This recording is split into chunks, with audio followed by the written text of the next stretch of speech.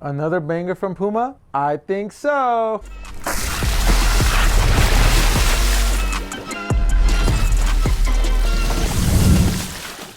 What's up guys, Vinny here with SneakrTweakr, and today we have our first impressions review on the Puma Stewie 2. Now the Stewie ones were no slouch, but my biggest gripe was the traction. The traction for me was a little inconsistent, so I can't say that I loved it, but I can't say that I also hated that shoe. It was a good shoe for a first signature. The 2 I'm hoping has improved on it. I'm hoping the traction's better. The biggest issue, like I said, with the traction was the fact that it was a solid rubber outsole. Puma's been doing a lot better with their translucent outsole rubber. However, I think with this one, even the solid rubber outsole should perform well. And if it doesn't, I'm more than happy to get a translucent outsole one and have essentially a comparison between the 2 outsoles and let you know how each one performed. And if I do get a translucent, you clearly would know that this was not consistent or not great. Anyway, speaking of traction, let's start off with that. The Puma Stewie 2s do have a multi-directional traction pattern. The rubber seems pretty pliable, so I don't know if I would take it outdoors. However, do with it what you will.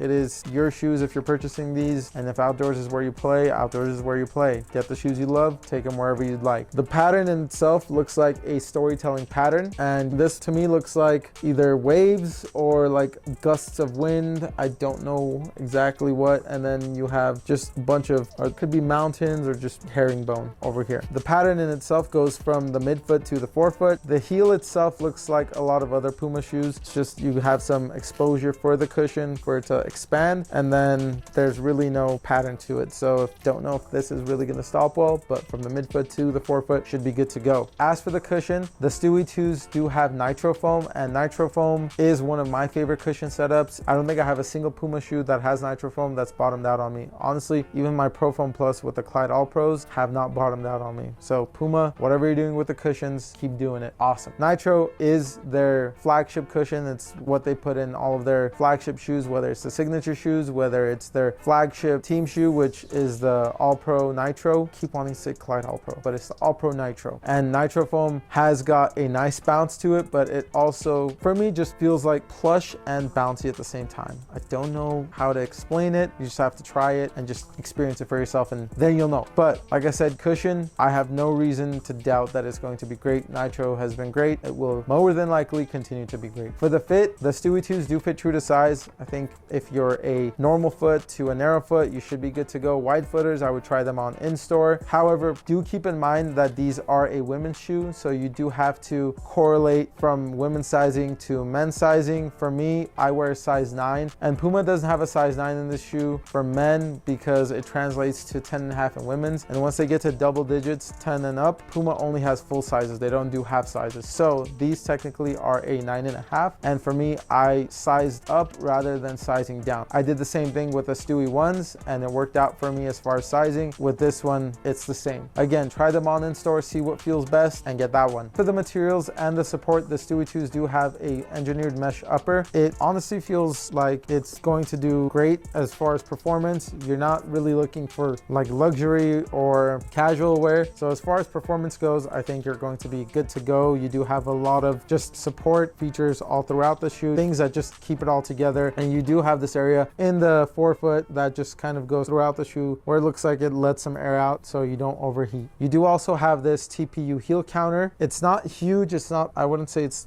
beefy. It's kind of right in the middle, but with everything together, I think it's all going to work great in unison. And the shoes in itself, I think, are going to be great. The ones didn't have any support issues. The 2s, I think they did a little bit more. So I have no reason to believe that you're going to have any issues with support. As for the price, these do retail for $125. That is on the lower end of the spectrum. Most shoes do retail for $150 plus now. If you are wanting to go a little bit cheaper and you're wanting to get a good performer, Puma tends to have a lot of options, whether it's the All Pro Nitros, whether it's these, whether it's the MBO1s, MBO2s. They don't really make the MBO1s anymore, but the MBO2s, and then the MBO3s are coming out soon. So hopefully there's not too much of a price jump, if any at all, with the MBO3. They do have some ridiculous price jumps on the MBO2s with different colorways. Again, do have a video where I kind of ran ranted about that, and it just really bothers me because some shoes go from 125, 130 all the way to 175.